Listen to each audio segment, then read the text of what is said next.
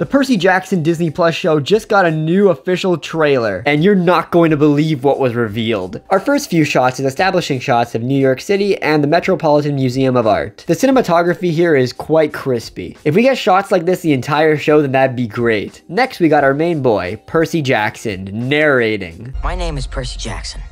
Am I a troubled kid? Yeah.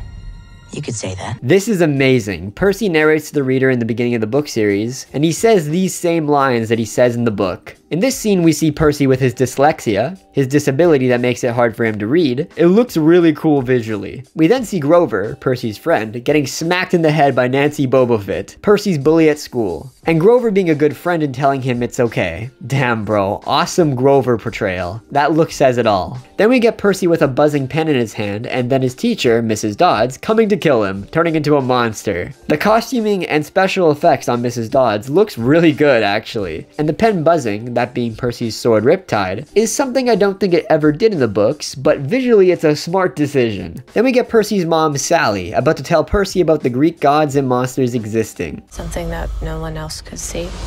The atmosphere in this scene is great. Then we get Percy who just splashed water on his face, probably losing his mind from the monster attack. Zeus stepping off his throne from Olympus, looking boss as hell. And campers running across a bridge at Camp Half-Blood. And you can see that Luke, Percy's friend and nemesis, is the one leading the charge. It's the first time we see Luke in these trailers. Then we get this whole sequence here. Mrs. Jackson, things have changed. This is all developing a lot faster than we anticipated. Grover, why is there half a goat in your pants?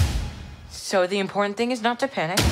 Grover pulling up, freaking out, classic Grover, and Percy making a joke about Grover having a goat in his pants. This is a joke not originally in the books, and it's hilarious, bro. Then we get a bunch of shots at Camp Half-Blood, Percy just waking up confused as hell, the camp cabins, and then Percy walking into the Hermes cabin, which is full of demigods because the gods don't claim their kids. These shots are all beautiful. This is straight up the next Hogwarts. Then we got a quick shot of Clarice, Percy's bully and rival at camp. It's capture the flag time, and it's time to destroy Percy Jackson. Speaking of which, next shot is exactly that. Clarice and two of her friends ganging up on Percy to humiliate the new guy at camp, and I gotta say, this is what I was excited to see in this show. The fights. Then we get Grover and Annabeth in the next shots just chilling. Once again, I really like the camp shots. Here we got Chiron telling Percy that Zeus's lightning bolt has been stolen. The master bolt has been stolen. That is your quest. And Chiron looks genuinely concerned for Percy. Great portrayal of Chiron. Then we see this beautiful shot of Percy in the rain, who definitely just saw his mom get disintegrated into ashes. Oh boy. Next, a shot of the underworld, and man, it's huge. The distance between Hades and the gang here is very unique in how it's shot.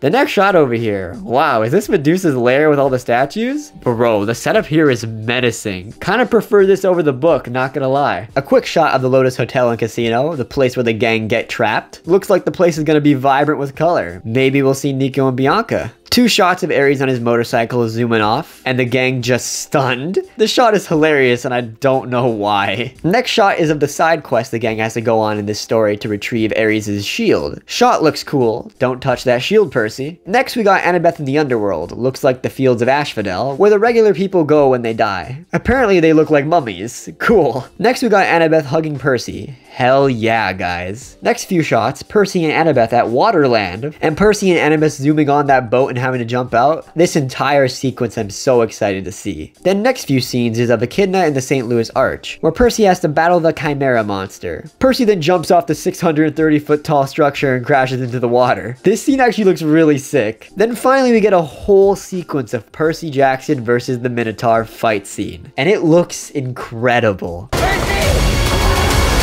The Minotaur chasing the car, Sally trying to comfort Percy, Sally getting disintegrated, Percy unsheathing Riptide, and then Percy straight up charging down the massive Minotaur. Wow, this all looks fantastic. And the last thing to mention is that, like the last trailer, we get to hear a rendition of Vance Joy's song Riptide in the background. This trailer looks legitimately amazing. Acting, cinematography, lighting, set design, effects, locations, soundtrack, and most importantly, the story looks to be a faithful adaptation of the Percy Jackson books. Something that we've been waiting for almost 20 years now. This is it, everyone. Get ready for Percy Jackson and the Olympians TV show. Let's go!